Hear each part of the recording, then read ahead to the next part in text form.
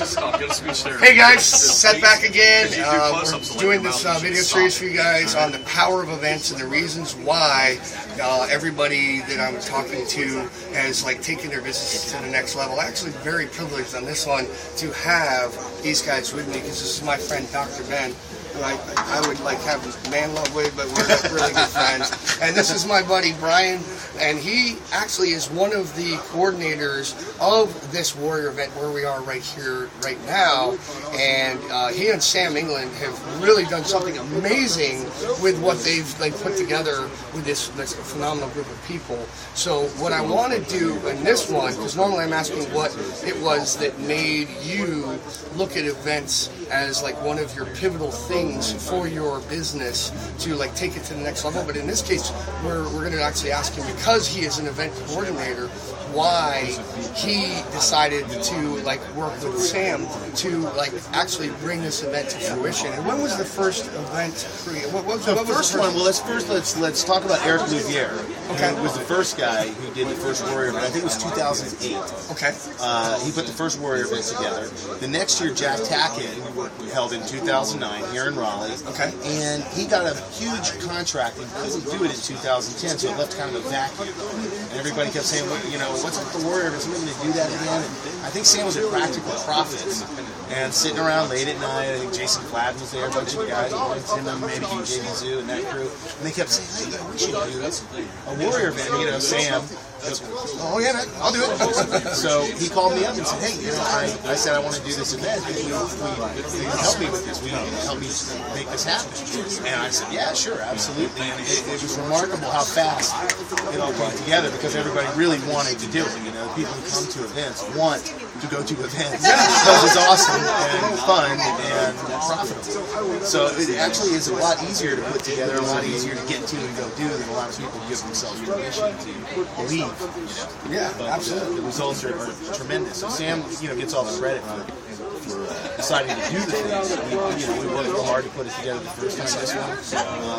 Did it in the same place, which was a lot easier, and it's actually a much better event, I think, this year. Yeah, and guys, in some of the other videos, since we're shooting this series right now, starting at the Warrior event, freezing because it's because we're from Florida, and I'm from Florida, and I have no problems except that the cameraman is actually pretty freaking cold right now, but he's being a trooper because he's an Orlando fellow as well. But the whole point is amazing is that through this series you've heard people like Anthony Ayers, and I could name. It's like they said the Warrior event has taken their Warrior WSO business to a whole new level. And even outside of that, the Warrior event then leads to a product that they can put on their own website and actually promote it from their, like a normal launch and evergreen product point of view.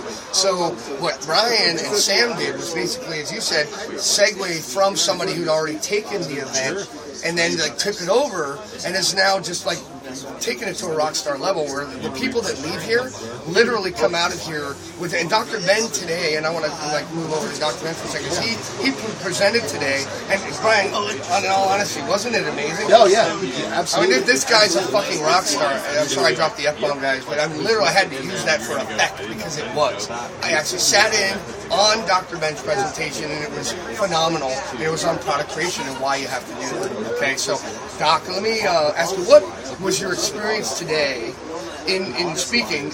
We're talking about why going to events, but what was it like for you today to present with the reception you had, the presentation, the content you gave, and what people said about what you had given as far as your content after you'd gotten out of the room? Just what kind of experience have you had since you've actually come out from your presentation? I was big. There are a couple different layers of that. You go in and you're speaking in front of the people that 6 months ago were your heroes. Yeah. And still are your heroes, but you're actually speaking and they're sitting in the room watching you. So that's cool because Jason Flatlin, love that guy. Love his products. We all do. Buy his stuff. Come up today, we were talking software, where do you get to do that, and that's what's so cool. I say, what, we're doing this, we're having some problems, and Jason said, this is how we handled it 6 months ago when we had that problem. Right. So you have that whole thing where you kind of get a jump start on things because you run into people that have, they've already failed with it, and they've overcome it, so you don't have to fail so hard. And then you have people like Skyler, Like Skyler was in there today. Oh, yeah, man. Skyler and I met a few months back. He's a coaching student. Basically paid me a lot of money to help him. Has shot through the roof, making thousands of dollars a month, and this was a business that he didn't have 4 months ago. Yep. And to actually get to meet Skyler, he didn't even tell me he was going to be here, but get to meet him and get to meet everybody that I've been talking with forever, it's a whole different ballgame when you're actually live. And it's the same reason when you go from writing about something to video, when you go to video to actually get to shake somebody's hand, it's huge. Yeah. I mean, here, guys, really, coming live to this, I want to ask both you guys, where does most of the best shit happen at the event outside of the actual content? Once the event is over for the day, where does the rest of this really start happening? Here. Right here, what we're doing right now. Outside, at the bar, in the hallway, by the pool, in the parking lot, at the restaurant that everybody decides to go to dinner together because all your friends that you never really got to meet before go, hey, come to dinner with us tonight. We're going to do so-and-so and so-and-so. And that's where all the stuff really happens. Like it continues from the event right out through the rest of the night.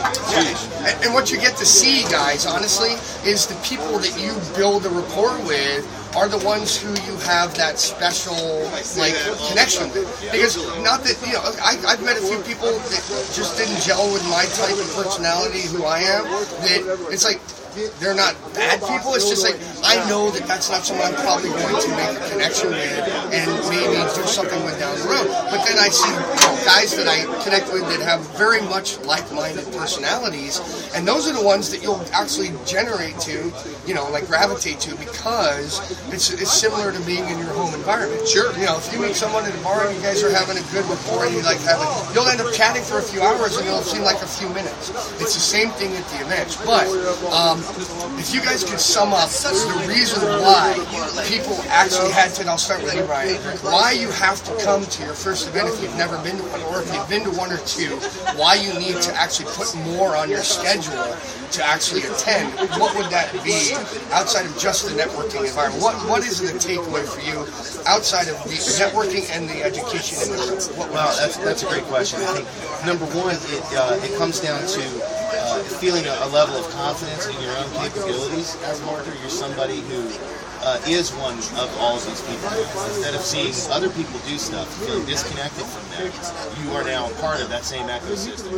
You're with those people, and I think it's just very much a social thing. It's a matter of confidence, knowing, hey, I'm just like these people. These people that I look up to and respect are no different than me. Like, Jason, you mentioned Jason Flatley, he's just a great guy. He's like any dude you've ever hung out with is just a cool guy to hang out with and talk to. It just so happens he makes these great products that we've all bought. And makes more money than most of us. It makes it money selling stuff online. And today I spent time talking to him about his webinar tool that we use. And we exchanged notes on the best converting landing page in that tool. Well, I mean, I'm going to listen to him. Right. Which one works best in his tool, right? Yeah. And so, I mean, there's all of these connections that happen, but I think in general it's a confidence thing. What people have reported back to us, and we get a lot of feedback from people after this, it's their first event. In fact, we created this sort of targeted as this is your event. This is your event. If you've always watched from the sidelines while everybody goes and does this stuff, this is finally your turn. This is your event to go to. And so they come back from that just turbocharged with confidence to actually push through that fear of creating their first product, or launching that first offer, or sending an affiliate mail out that they keep hitting, cancel. Or they're not afraid to approach somebody for a joint venture afterwards because they've seen you. And it's like, yeah, Brian's a real guy. They watch people do it, so they go, so I just got to go, hey man, you know what, we should really work on this thing. I'll follow up with you after the event, and then they send them an email, and it happens, and they're like, my God, that was really easy. It works. That was really easy. Yeah.